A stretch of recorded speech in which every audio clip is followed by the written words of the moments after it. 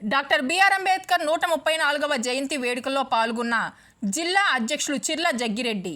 ఆ మహనీయుని ఆశయ సాధనకై మనమందరం పనిచేయాలి. చిర్ల అంటరానితనం వివక్షలపై అలుపెరగని పోరాటం చేసి అస్తిత్వ ఉద్యమాలకు దశ దిశలను చూపిన స్ఫూర్తి ప్రదాత, భారత రాజ్యాంగ నిర్మాత, భారత రత్న డాక్టర్ బిఆర్ అంబేద్కర్ 134వ జయంతి సందర్భంగా డాక్టర్ బిఆర్ అంబేద్కర్ కోనసీమ జిల్లా కొత్తపేట నియోజకవర్గం మండల కేంద్రమైన రావులపాలెం వైఎస్ఆర్ కాంగ్రెస్ పార్టీ కార్యాలయం వద్ద ఏర్పాటు చేసిన అంబేద్కర్ విగ్రహానికి పూలమాలలు వేసి నివాళులర్పించారు.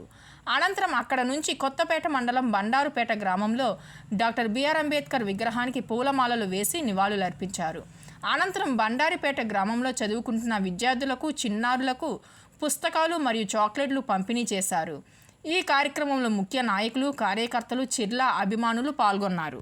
బాబాసాహెబ్ అంబేద్కర్ గారి యొక్క 134వ జయంతి సందర్భంగా ఈ కార్యక్రమంలో పాల్పంచుకున్నటువంటి జడ్పీటీసీ కుడుపటి శ్రీని గారు, అలాగే సర్పంచ్ గారు, వెంకటలక్ష్మి గారు, ప్రసన్న గారు, వేదిక మీద ఉన్నటువంటి మరి దళిత నాయకులు, ముఖ్యంగా మరి విద్యార్థి విభాగ అధ్యక్షుడు ఉన్నటువంటి రాజ్కుమార్ గారు, నాగిరెడ్డి గారు, ఇంకా వేదిక ముందు వెనుక ఉన్న ప్రజలందరికీ కూడా హృదయపూర్వక నమస్కారాలు, అందరికీ శుభాకాంక్షలు తెలియజేస్తూ ఉన్నాం.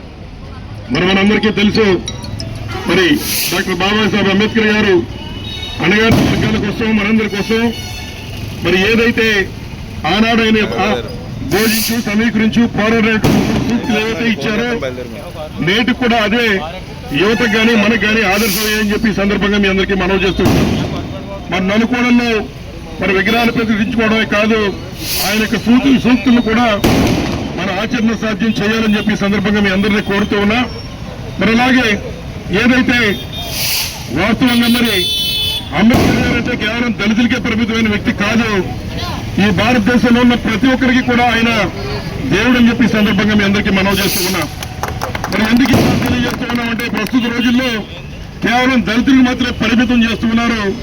మరి ఈ రోజు ఈ భారతదేశంలో విభిన్న మతాలు, కులాలు ఉన్నటువంటి దేశంలో అందరూ కూడా స్నేహభావంతో మరి ఒక రాజ్యాంగం ద్వారా మనందరం కూడా మరి చక్కగా జీవిస్తున్న అన్నదమ్ముల భావంతో అంటే దానికి కారణం ఆ రోజు ఆయన మనకి ఇచ్చినటువంటి రాజ్యాంగమే కారణం అని చెప్పి సందర్భంగా మనం చేస్తూ ఉన్నాం. మరి హిందువులు గుడికి వెళ్తూ ఉంటారు, క్రైస్తవులు చర్చికి వెళ్తూ ఉంటారు, మసీదుకి ముస్లింలు వెళ్తారు. కానీ భారతదేశంలో స్వేచ్ఛ, స్వాతంత్ర జీవితాలు గడుపుతున్న మనందరికీ మరి ఆయనే ఆదర్శం.